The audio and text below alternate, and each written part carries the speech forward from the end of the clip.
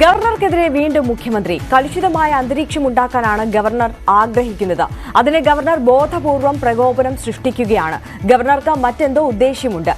കേന്ദ്രത്തിന്റെ പ്രതിനിധികളുമായി ആലോചിച്ചാണ് ഗവർണർ കാര്യങ്ങൾ ചെയ്യുന്നത്. കേന്ദ്ര സംസ്ഥാന ബന്ധം വഷളാക്കണ്ടെങ്കിൽ തിരുത്തിക്കാൻ നടപടി വേണമെന്നും മുഖ്യമന്ത്രി പറഞ്ഞു. നമ്മുടെ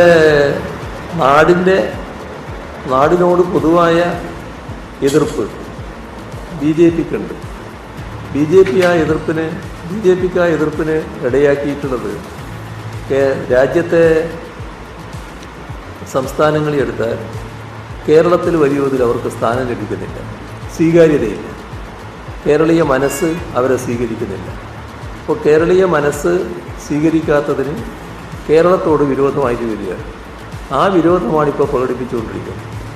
ആ പ്രകടിപ്പിക്കുന്ന വിരോധത്തിൻ്റെ ഏറ്റവും വലിയ വക്താവായിട്ടാണ് ഇപ്പോൾ ആരിഫ് മുഹമ്മദ് ഖാനും വന്നിട്ടുള്ളത്. ഇപ്പോൾ ബ്ലഡി കണ്ണൂർ എന്ന് പറയാൻ എന്താ കാരണം? അതിൽ ഇന്നലെ ഞാൻ പൊതുയോഗങ്ങളിൽ പറഞ്ഞതുണ്ട്. അതിന് പുറമേ ഒരു കാരണവും കൂടിയുണ്ട്. അതിനകത്ത് നാം കാണേണ്ടത്, കണ്ണൂരായിരുന്നു ഒരു പരീക്ഷണശാലയായിട്ട് നേരത്തെ RSS എടുത്തത്.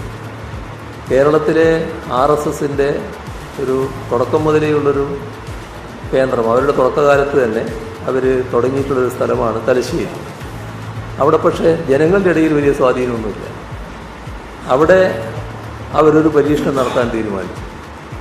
അത് നേരത്തെയുള്ള ചില അനുഭവങ്ങളുടെ അടിസ്ഥാനത്തിലാണ്.